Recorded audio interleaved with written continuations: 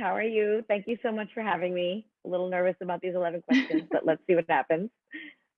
So my first question is, are you a reader or a writer first? I was a reader first. I've read ever since I learned how to read. I read everything and anything that I could get my hands on, including like the back of the shampoo bottle in the bathroom or whatever was put in front of me, magazines, books, everything. I just loved to read from the beginning. So I was a reader before I was a writer. And how did you start on this writing journey? When I was about 9 or 10 years old, they had what they called a young authors contest in our school, and everyone got to enter. And I wrote a little story, and the parents come and they bind it up with.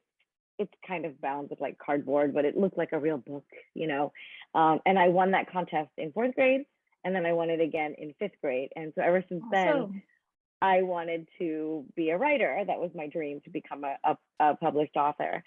And then, I went to school, and, being a published author is not always the most lucrative thing, type of thing. So I went ahead and became an optometrist. So that's what I do for my day job. I'm an eye doctor. And then about 10 or so years ago, I thought to myself, you know what? If I don't try writing now, I was in my early 40s.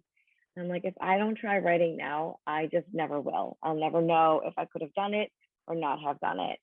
So I didn't have an idea or anything. I didn't know what I was doing. I just kind of was like, I put it out to the universe that I wanted to write a novel, and I just started. Like I started fan fiction. I started writing fan fiction, and then I started taking classes, and I started doing like writing prompts from Writer Digest, and it just, I met people and I networked and I started to figure out how to do this, and then I realized I was a romance writer, and so that's where I ended up. Where do you find inspiration for your writings now? I think I find inspiration in almost everyday types of things. So as a romance writer, love is all around. Love is everywhere. And, I like when I meet people or even talk to like family members, and you find out like how they met, how they're was it an arranged marriage? Was it an arranged meeting? How did they fall in love? Or some people, where did they meet? I even like my kids, even they don't want me to tell you, but they're in their 20s, so it's nice to know how 20-year-olds are trying to meet each other if they're not online. I get inspired by the meet cutes. I get inspired by like even like our parents who've been together for 50 plus years, and that kind of thing. So love is all around. So I don't really feel like I have any shortage of getting new ideas. And then I like investigate things that I'm interested in, like tropes that I love to read or watch movies of that I will want to try. So actually, 5 Day Reunion is that favorite trope of mine that I love to watch and love to read. That fake relationship where they have to pretend to be together for a certain amount of time. So I thought, well, I'll just try to write one of those and let's see where that takes me. I mean, inspiration is everywhere. Tell me more about your book, The 5 Day Reunion. So the 5 Day Reunion, and I see you have it in the back there. I'm so excited to see that. First of all, the cover is so cute. The 5 Day Reunion is the first in my Once Upon a Wedding series that I'm writing for special edition. Once Upon a Wedding means that each book can stand alone, but it touches a wedding in some way. In this particular book, the hero's sister Tina is getting married, but Nikhil and Anita were married when they were very young. They stayed married for a couple of years, and then they got divorced. And his mom never told anybody that he was divorced. It is now about 3 years after the divorce, and her daughter Tina is getting married. The younger sister is getting married. And the whole family is coming from all over the country and India, her father in particular, who she's worried about his health and also, quite frankly, what he might think.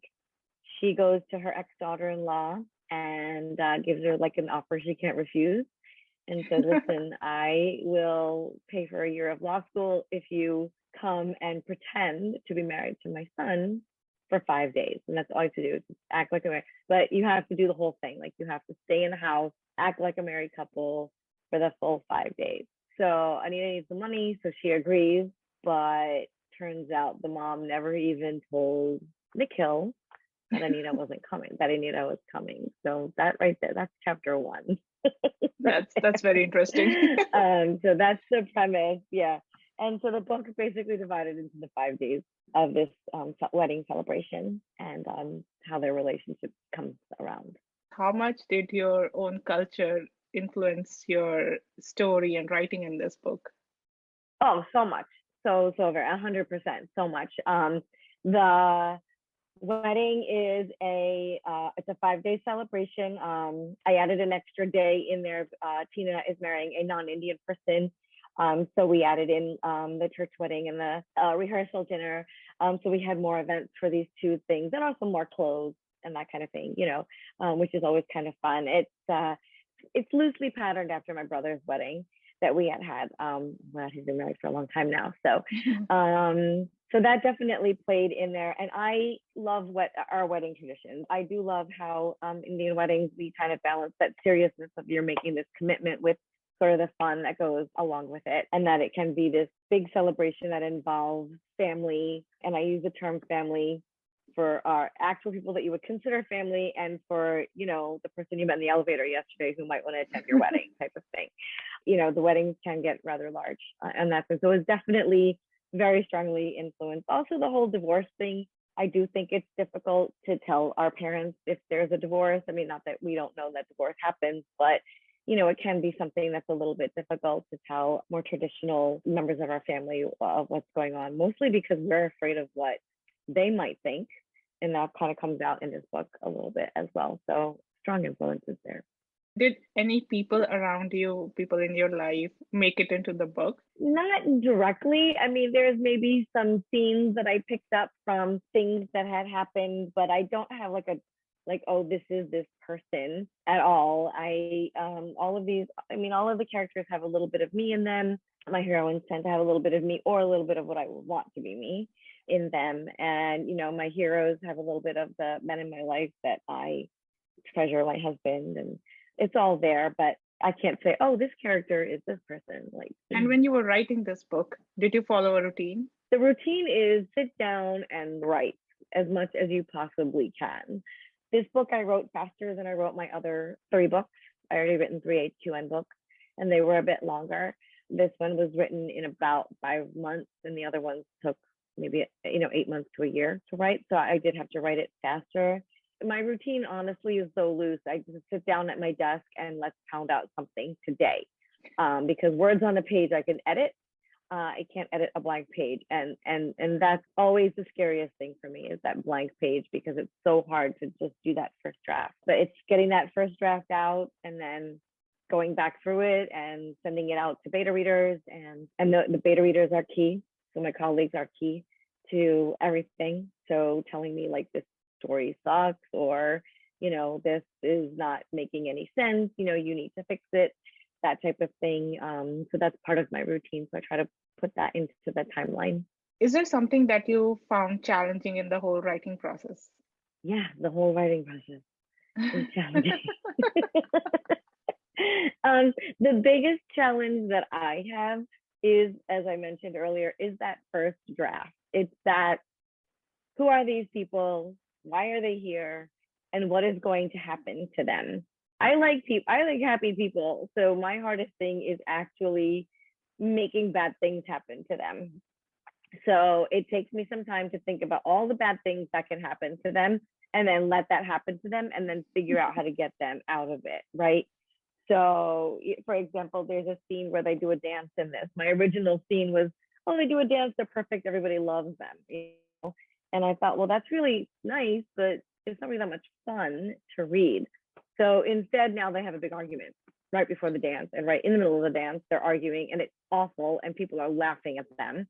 And that just makes it much more interesting. But that doesn't come natural to me. So that's always a challenge, is that first draft and figuring out, well, what horrible things can I throw at these people?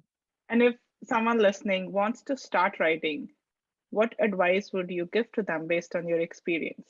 If you want to start writing, just start. I just was in the dark before I even knew what I wanted to write. And I took some online classes and I got feedback from teachers. I got feedback from other students in the class. That was really, really very helpful in helping me to learn how to write. And I just kept with it. And then as I learned more and more, I talked to more and more people. So then I would say find your genre. One of the best pieces of advice that I got was from another romance writer, Shayla Patel, who said to me, "You're a romance writer. Why are you looking for critique partners in non-romance writer places? Because they don't get it." So I think if you're a mystery writer, I think find, mystery writer people to be sort of your beta readers and your critique partners. If you're a romance writer, then you want to be with romance people because the genres are different. They have different things that they do. We have different ways that we approach them. Our tropes are different. So I think that's what I would say. I'd be like, just start writing and start telling people you're writing and networking with everybody that you could possibly ever meet and find your people. Once I found my people, it was so much easier. It just felt better. That's really good advice. And now I also want to talk to the reader in you. If you were to be deserted on an island with only three books, which books would you pick? Oh, only three books. Well, the first one that actually popped into my mind is called The Guernsey. I got to get it right. It's a long title. The Uh, Guernsey Literary Literary Society of Potato Peel. Potato. Yeah, Right. I Yeah. can never Potato remember Peel the and name. Literary Society. Yes. I loved that book and I read it a few times. So I could read that. Harry Potter #6. And the last book. Huh. Oh my goodness, there are so many. I don't even know how to narrow it down right now. Okay, so let's see. I have kind of a romance, I have kind of a hero's journey type of thing. And you know what? I would probably just I would cheat. I would cheat and I would get like one of Nora Roberts' books where she has like the whole series in one and there's like 4 books in there. That's what I would That's do. something I would do. Yeah, I would do that. And for our last question, if you were to pick one interesting life experience to share, what would you tell us today? So I think one of the most interesting things that was really fun and kind of random is that I was on the Today Show in 2012. One of my other creative outlets is baking. And 10 years ago, I was heavy into baking and I baked cakes for, not even 10 years ago, I still do it, but I baked cakes for all of my children's birthday parties and their friends. And I built them up and whatever, I was creative about it. It was how I had my creative outlet. I had made a champagne bottle shaped cake for one of my friend's 40th birthdays. And the Today Show had a contest about the best homemade birthday cake. And all you had to do was enter a picture and a recipe. And the interns at the Today Show at the time chose me and 2 other women. And I went by train, but they got us to New York City. They put us up for the night. We got to finish decorating our cakes in the Today Show kitchen. And then the next day we had our 15 minutes of fame. Well, Martha Stewart, the surprise guest was Martha Stewart. She came by and tasted all of our cakes and proclaimed one of us the winner. And I remember this young girl, a college girl at the time, and she won. And I still am friends with those 2 women. I follow them on Facebook, and when I have baking questions, I DM them and I ask them baking questions, and they still make the most amazing cakes. And so that was really fun. So I was actually on TV for about 12 minutes while that That's happened with this awesome. cake. Yeah, so that was super fun. Yeah. Well, thank you, Mona, for answering my questions and for being a Yeah. guest on our podcast. It's been great talking to you. But before I let you go, can you tell our listeners where they can buy your book or get in touch with you? So my book is available wherever books are sold. But so if you have like a local independent bookstore, I just want to put a shout out to go and support our indie bookstores as much as possible. So wherever you are, find an independent bookstore. I'm sure it's available there. And if it's not, I think if you ask, they will get it. It's also available in all of the bigger chain stores, Barnes and Nobles, Amazon. I got a picture someone found it in Walmart, which was super exciting. So it is being a Harlequin category romance. It's available wherever Harlequin category romance is available. I am most active on Instagram, so you can find me at Mona Shroff Author on Instagram. I'm also I have an author Facebook page. I do go to Twitter every once in a while. That's Mona Shroff Write on Twitter. Working on TikTok. I have a TikTok. I don't really go there as much, but there you have it. And I do have a website, monadshroff.com, that I am trying to work on harder. It does get updated, but the best place to sort of connect with me is on Instagram. So there we have it. Thank you again, Mona, and best of luck with your book. Thank you. Thank you so much for having me. I really appreciate it.